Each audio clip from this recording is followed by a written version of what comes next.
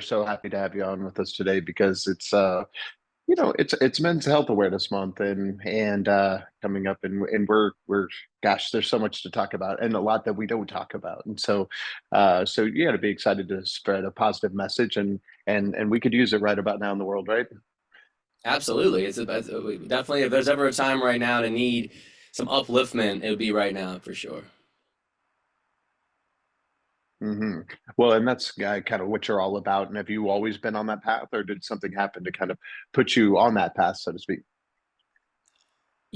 I think as a kid I always grew up like questioning why people were arguing, people were fighting, and I did grow up as an Indian being inspired by Gandhi, figures like that from India that were Mhm. you know, doing big movements to create peace, but without actually doing it from a place of war. So I think growing up with that sort of shaped the way I view the world, and that there's possibility to create change from a place of peace inside. And then sort of became like, where I am now as an individual, as an adult, as someone who wants to share music and share a movement through music and also positive upliftment, where I'm realizing that the change has to happen from within, the freedom has to come from the inside out. And so just kind of really focusing on that is kind of where things are these days with the music, and also just where I'm putting myself out there.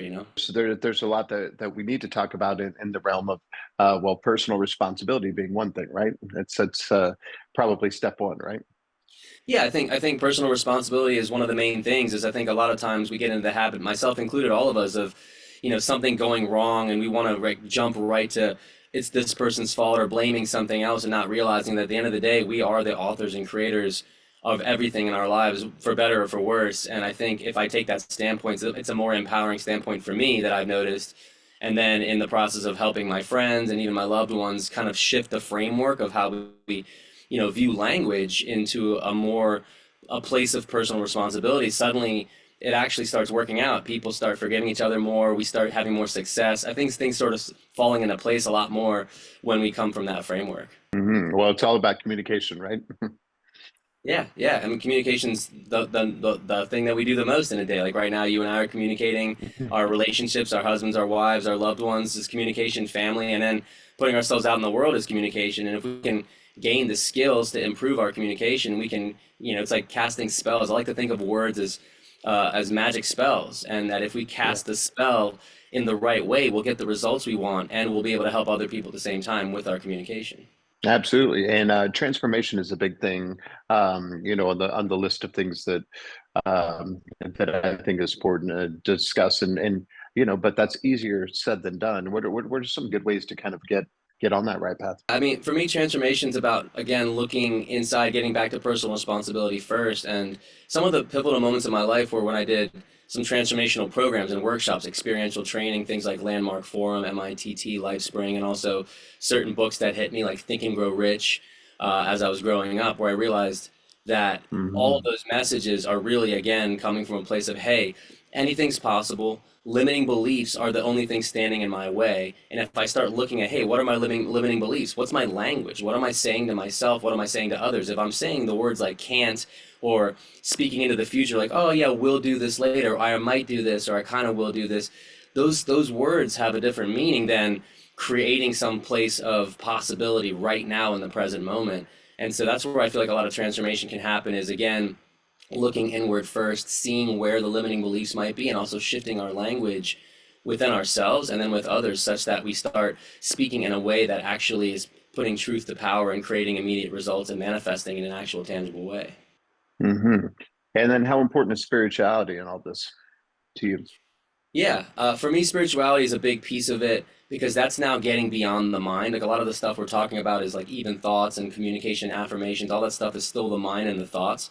But I think that what's helped me the most is when I get into my meditation and breathing practice, that's when I'm actually clearing the mind out of the way. I almost think of the mind as the clouds, and Mm. meditation and breathing is the spirituality that clears the fog of the mind out of the way, such that light can shine through, which is the sun, which is the truth underneath all of it, which I think we have inside at all times. I think no matter what, it's always there. It's just that sometimes we're not listening to it, and so we're getting confused thinking about all the different thoughts in our mind, and doubts and things like that come into play. But when we start dropping into trust, faith, spirituality, meditation, and breathing, the mind gets out of the way, the doubts clear out of the way, and all of a sudden we can actually see the light inside that's pretty much guiding us. Our intuition's more on point, our decisions are more aligned. We start seeing synchronicities. Like I start thinking about people sometimes and they'll call and I'm like, huh, what's going on here that's beyond my human, understanding. There's something bigger than me that's humbling. And I start stepping into that place of just, riding the wave of the vortex alignment of faith. Hmm. And then, of course, the hardest thing, the last thing is the transformation of it all, and you know that's definitely a difficult one. But what's the best way to just get on the path? Because it's again easier said than done, right? Yeah, I think absolutely. I think, unfortunately, sometimes, in life, difficult things happen that compel us to make change.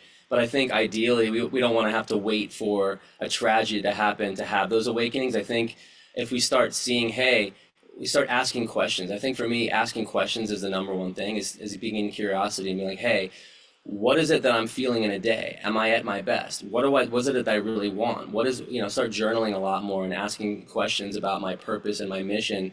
And then I start seeing those blind spots a lot more, which, blind spots are really the key thing for transformation because otherwise we're doing the same thing over and over again, expecting different results, the same type of actions, the same type of habits. And if we're having a goal of achieving something or getting somewhere or having personal peace or improving our relationship with our loved ones or having success in our business, if we're doing the same things but we're wanting something more, it's not going to change unless we take our time, slow down a little bit, breathe, get into like reflection and curiosity and find out what is it that's underneath it all in a blind spot that we can't see, because that's again where the transformation lies, is in breaking habits that aren't serving us and creating new ones that will. Well said. And of course, people see you on your path. You're doing great music, and you're, really trying to do something that makes a difference, and people are inspired by that. And so, what kind of advice would you give to somebody that wants to follow in those footsteps and go, "All right, it's time to do something positive"? Yeah, absolutely. I think that whether you're an artist or you're doing business or anything like that, I think asking the most important question, which is why, is like the thing that's guided me the most, which is why am I doing what I'm doing? What's my mission? What's my purpose? What is it that I believe in? And what kind of impact am I trying to create? If I start reflecting on questions like that over and over again, asking why usually leads me to more and more answers of clarity. So as a musician in particular, I'm thinking, hey, what is my why? Well, my why involves, hey, I really want to be able to serve humanity in the most powerful, positive way. I want to improve and uplift people with music. I want people to have a one world sing along where we're all just singing good songs the way Michael Jackson did Heal the World or We Are the World, the way the Beatles sang songs that everyone could sing together.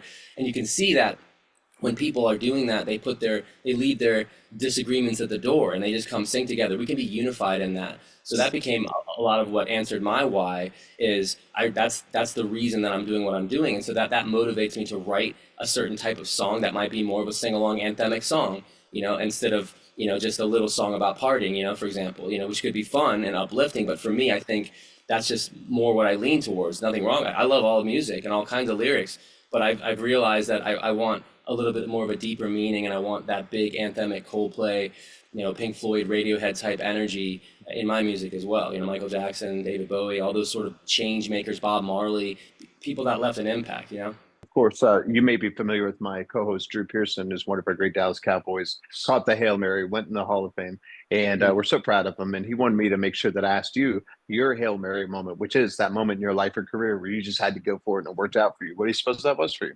I've got a few in mind. The first one, when you first asked me, that comes to mind is just taking the courageous step to move to Los Angeles in the first place. That was a big one for me. I grew up on the East Coast. I grew up out in Maryland, and I was on a path of doing pre-med and pre-law, going to be a doctor or a lawyer, and then I got into finance and all these different things, following a path that was a little bit more set out by my culture, by my family, by being a first generation Indian in America, where the only things that we know, whether we're Asian or Indian, is going to be either doctor, lawyer, engineer, computer scientist, and that's all I knew.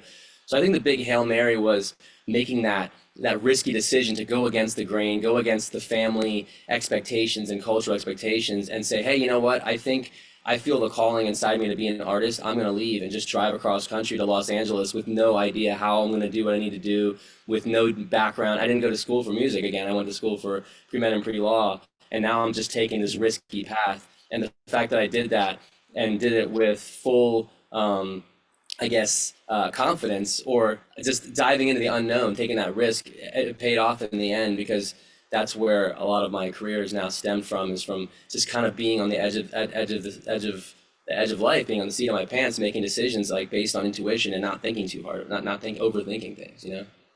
Mhm. Well, it's risky, but it's worth it, right? It's so worth it because, well, the life is more adventurous, and I've had so many stories and experiences I can't even get into from doing 45 songs for Disney or traveling around and playing with Rihanna and all these different artists and playing in these amazing places, but also traveling the world, seeing amazing people, connecting with people from different cultures, and getting to really understand the hearts of humanity on such a deep and broad level that it's really, felt very fulfilling and feel like I've done some great things with my life so far, and I'm only just at the beginning. Yeah. Do you have a personal mantra or something that you tell yourself that kind of keeps you on the right path even when things are tough? Yeah, I don't know if it's necessarily any one mantra or just a constant reprogram of any language. I'm constantly just telling myself, hey, this is all part of the plan. Those are things like that, or this, or everything's just perfect the way it is, or no matter what, anything that happens is an opportunity. So even if something, quote unquote, a challenge might happen for me, I'm not brought down by the challenge because the mantra is already that, hey, this is an amazing. I'm already excited about failure because even failure is an opportunity for me to learn something more than honestly, I learn more from failure than from success. So I feel like the mantra really is everything's an opportunity. If I'm just kind of coming up with that as we're on the phone here, or we're on the call now, but I think that might be one of the top mantras is everything's an opportunity. Absolutely. Well, and of course, success, the idea of it changes, but what does it mean to you now? What would your definition of success be at this point in your life? Yeah, I think for me, success is feeling at peace right now in this moment, no matter what. Not being attached to what things look like on the outside, or the things of the world or the results, because I feel like we'll never be happy if we're always looking outside, if we're always looking for the next result. Well, once it's done, then we get a high and then we get a low after that. So for me, success is now being in a place of being so present, so at joy, and so at peace right now in this moment that I feel good no matter what. That everything that happened is perfect and everything that's going to happen is perfect. And so then if I'm in that place of peace, then I can operate and do all the things for the world in a much higher place, but without the expectation and the suffering that comes with attachment and not being in the present moment. Hmm. So now I'm excited to hear what you got next for us. What kind of music you have coming up, and will we see you on a tour pretty soon? Absolutely, that's the plan. I'm in the middle of writing my first debut solo album. I've had a couple bands in the past that did pretty well, had different record deals and things like that. But I think in the last, the universe has determined that it's best for me to be solo. And there's obviously long stories around that, including COVID and bands breaking up and personalities. But I'm really feeling good right now, being a solo artist. It's feeling empowered to step into my own self for the first time and actually use my name and not hide behind a band name or another anonymous different alias. So this is like sort of the first time I'm stepping into my own self as DPAK, as identity. And the question of identity has always been my challenge. And so I think the working title of my debut album will be Identity in the first place. Just identity. And I'm working on that right now. I'm writing a bunch of songs. The first one is going to be out pretty soon. It's called It's Our Time, Together We Rise. And it's already been being used as an anthem for the Independent National Convention. It's already in the movie Plandemic the Musical as the closing credits, and it's being performed all over the world, including in Aloha Stadium a couple weeks ago. So I'm excited to get the song finished in the studio and get that out by the summer, by midsummer.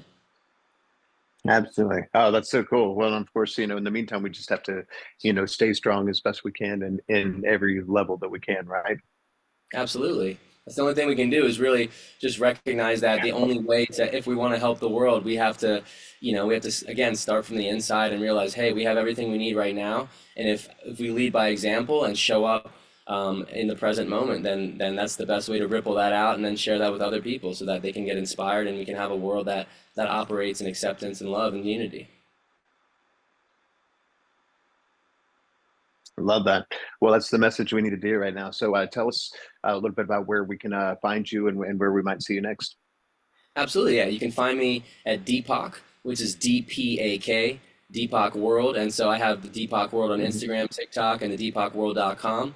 And that's pretty much where all my events are, and then latest clips from the previous shows and recent shows. And the award. We just won the Malibu Film Festival over the weekend, so we just had the latest Yes. post about that a couple days ago. Just posted that. We won the Best Picture award, which is like the top honors there. And it's for a musical that I just did all the music for, so that's exciting because it's like a really, really big achievement, and a lot of my heart and soul Yeah. went into that movie and that musical. And so, yeah, that's where you can find me, DPAK World, and all the latest stuff's coming up. And I have a place where people can sign the email list and also join the Team Humanity community that I'm creating, where people can, meet each other and communicate and get information and resources about all the topics I love: health and wellness, freedom, and self-empowerment, as well as have access to more music. That's beautiful. Well, then I guess we should get a further plug in for the movie. Then tell us a little bit more about that because that sounds pretty exciting. Yeah, the movie's called Plandemic the Musical. It's the Yes. Plandemic series, and that's at plandemicseries.com. My partner Mickey Willis made a series of movies that were very controversial, and he took a big courageous risk to make these, knowing that the mainstream narrative would go against him, and that he was speaking truth, and that people would call him a conspiracy theorist and all kinds of things like that on all over the internet. But he didn't care. He did it, and he gave a challenge for people to debunk anything in the film, and offered a $10,000 reward. And so far, no one's been able to debunk anything. So I'm just giving a plug for my buddy right there. So my part in it was making some music. Okay. He's got three full-length documentary feature films: Plandemic 1, 2, and 3. Number 3 is called The Great Awakening, and then now number 4 is Hmm. the final nail in the coffin, if you will. It's a 25-minute musical where I'm the other half of that musical. In other words, I wrote all the music and the songs and the score. I worked with Mickey, who wrote the narrative and directed it, and we have a bunch of big cameos from people like J.P. Sears, Del Bigtree, Dr. Judy Yeah. Mikovits, Dr. Robert Malone, High Res, Jimmy Levy, a lot of well-known people that are courageously putting themselves out there in a cancel culture that doesn't want to accept that there are challenges to mainstream narratives. And I think in a world where free speech is being challenged, I think it's awesome to be a part of a movement that's, at least, whether we all agree or not, at least we should all acknowledge that we should have the right to share our minds and share our messages with the world, and then, at least be able to discover things together from a place of curiosity versus immediately shutting things down due to fear or possibly even agendas that aren't here to serve us at the best. So yeah, the musical is just getting finished right now. We have our Yeah. Austin premiere on June 15th, which is going to be an epic Right. celebration of 2,000 people. We just did the LA premiere about over the weekend, this past weekend, and that was the Malibu Film Festival, which we won. And Yeah. now we're going to be getting ready for a big online release at some point, maybe end of June, beginning of July. We're going to announce that soon. We're going to have an online worldwide watch party, coordinated effort to get as many people tuned in at the same time as possible to create a viral and transformational movement of unity and love through this musical message that is bringing people back to their own selves and their own self-empowerment. It's amazing. I love it. So will we see you in our great state of Texas then? Absolutely. In Austin, Texas on Yeah. June 15th, we're going to have our big premiere. And I was just there actually last week on the High Wire with Del Bigtree. He's a good buddy of mine. Just did a full interview that's on thehighwire.com as well. And I tend to come to Texas every month. I love it so much. Almost moved there. If it weren't for the ocean here in Los Angeles, I would be in Texas right now. But I luckily have a huge community of friends there and people in the truth and freedom movement that I'm very close with and I work with directly. And so I will be there as much as I can be. I'm generally there every month lately. That's beautiful. I'm looking at the water right now, so like I understand what you mean. But we're excited to get you back here. We'll have to make sure that we attend the premiere and tell everybody to check it out. Thank you so much for your time, and look forward to talking to you again soon. And thank you again for spreading the positive message. We need it right now. Absolutely.